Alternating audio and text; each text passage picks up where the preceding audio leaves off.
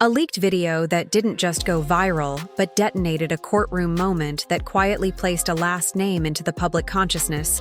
A carefully crafted image that reshaped how an entire generation understands beauty influence and success. Billion-dollar brands built not from traditional talent but from attention itself. Children raised not in private homes, but in front of cameras. Relationships that felt spontaneous, but were often shaped, framed, and timed for maximum visibility, and at the center of it all, a family that didn't just participate in fame. They engineered it. This is not just the story of celebrities. This is the story of how the Kardashians rewrote the rules of fame itself. They didn't stumble into success. They studied it. They didn't run from controversy. They absorbed it, reshaped it, and sold it back to the world. They turned criticism into marketing. They transformed scandals into storylines. They understood something that most people, even today, still struggle to accept in a world driven by attention. It doesn't matter why people are watching, only that they are. But beneath the glossy photos, the luxury lifestyles, and the perfectly filtered posts, there's a deeper layer, one that's rarely discussed openly: the cost of turning your life into content, the emotional weight of being watched constantly, the blurred line between authenticity and performance, the moment when a family stops being a family and becomes a brand, a machine. You might think you already know this story. You've seen the headlines, the viral moments, the memes, the controversies, the magazine covers, the interviews. But what if everything you think you know is only part of the picture? What if the chaos wasn't accidental? What if it was the plan all along to understand how this all began? You have to go back to a time before the filters, before the reality shows, before the empire, before the Kardashians were a brand. They were simply a family, connected, to a moment that would capture the attention of the entire world in 1994. Robert Kardashian Sr., a respected lawyer, stepped into one of the most watched court cases in modern history, the O.J. Simpson trial. It wasn't just a legal battle, it was a media phenomenon. Every day, millions of people tuned in, cameras were everywhere. The public was obsessed, and there, sitting quietly behind the defense table, was Robert Kardashian. He wasn't the loudest voice in the room. He wasn't the center of attention, but he was visible, recognizable, associated with something massive. And with that, the Kardashian name entered the public eye. At the time, his children, Kourtney, Kim, Khloe, and Rob, were just kids. They watched as their father became part of a global spectacle.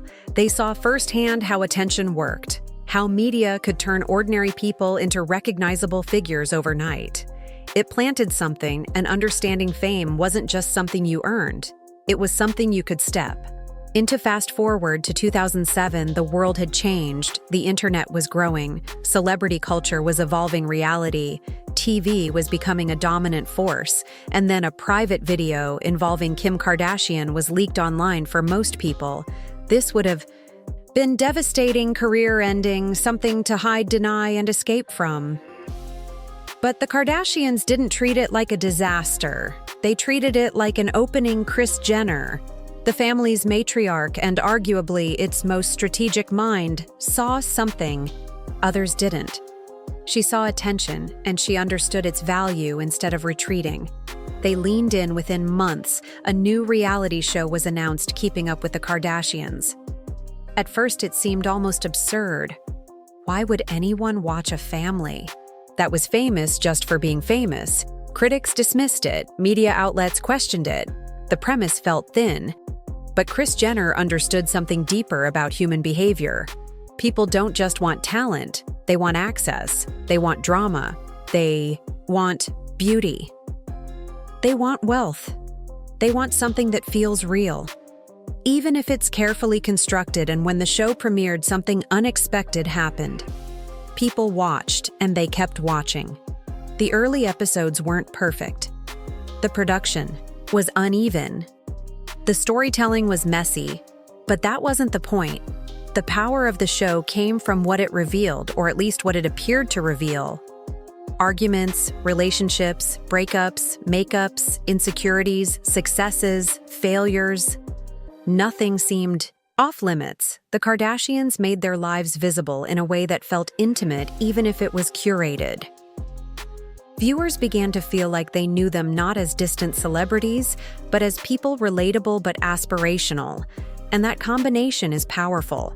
Very powerful, but what truly set them apart wasn't just visibility, it was strategy every moment. Whether planned or spontaneous, became part of a larger narrative. When Kim married Chris Humphries in 2011, it wasn't just a wedding, it was an event. A spectacle, a televised experience watched by millions. The wedding was extravagant, expensive, perfectly staged, and then just 72 days later, the marriage ended. The backlash was immediate. Harsh, relentless people accused Kim of faking the relationship. For ratings, of turning something sacred into entertainment, of manipulating the audience. For a moment, it seemed like the strategy had failed, but then something familiar happened. Instead of disappearing, Kim stayed visible. She addressed the situation. Publicly, she showed emotion, vulnerability, regret, and slowly the narrative shifted. Maybe she wasn't manipulating people. Maybe she was just human. The criticism didn't destroy her, it amplified her, and once again, attention turned into opportunity. Behind the scenes, something even bigger was happening. The Kardashians weren't just building fame, they were building infrastructure. A business. Kris Jenner wasn't just a mother. She was a manager, a strategist, a negotiator. She famously took a percentage of her children's earnings, but in return, she built something massive. A system where every appearance, every post, every controversy had value. The family began launching products, clothing lines, beauty brands, endorsements, but they weren't just selling products, they were selling themselves. Their image became currency, their lifestyle became marketing, and social media became their most powerful tool. Long before influencers became a global industry, the Kardashians were already mastering it. They understood how to present a lifestyle people would want to emulate. They knew how to create desire, and most importantly, they knew how to convert attention into sales. Kylie Jenner's rise marked a turning point with Kylie Cosmetics. She didn't rely on traditional advertising. She didn't need massive retail distribution. She had something better: direct access to millions of people who were already watching her. Her products sold out in minutes. Her brand exploded, and suddenly, the idea of becoming a billionaire through influence alone didn't seem impossible. It seemed repeatable.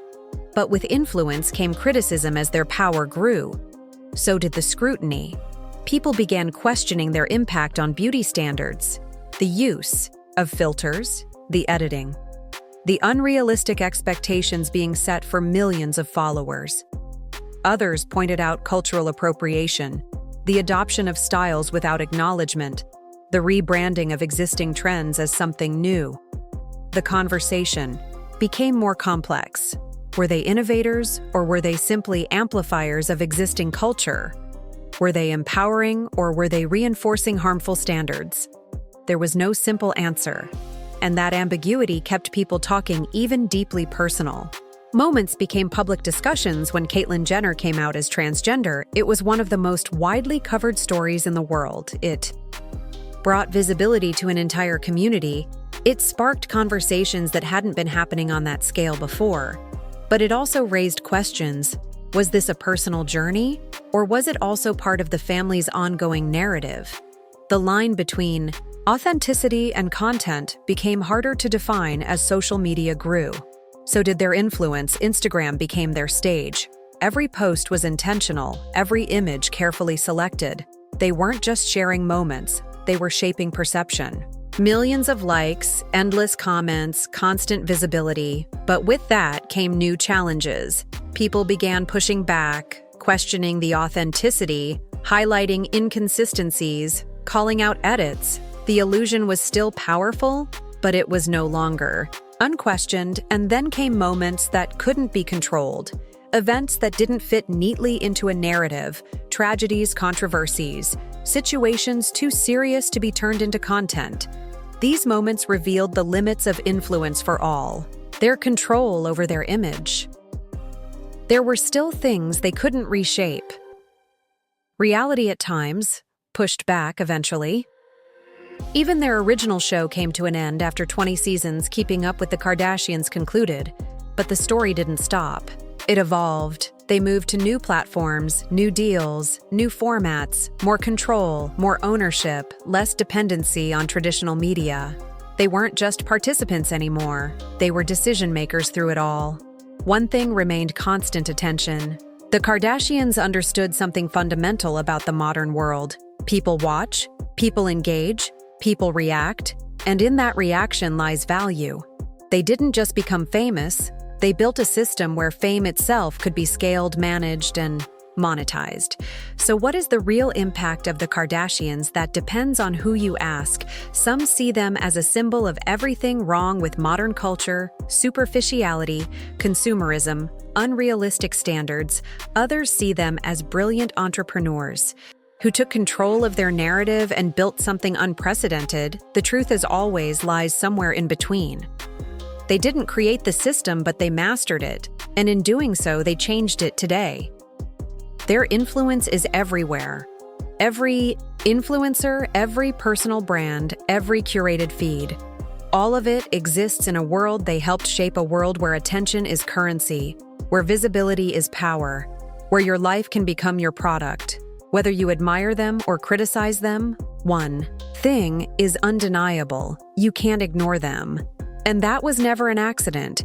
It was the design from the very beginning. In the end, the most fascinating part of the Kardashian story isn't just what they did, it's what they revealed about us, because their success wasn't built in isolation. It was built on our attention, our curiosity, our desire to watch. We made them famous, we followed them, we shared them, we talked about them, and in doing so, we became part of the system. They created a system where fame feeds on attention, and attention never runs out. That is the real story of the Kardashians, not just a family, but a blueprint for a new kind of fame, one that doesn't just exist in the spotlight, but controls it.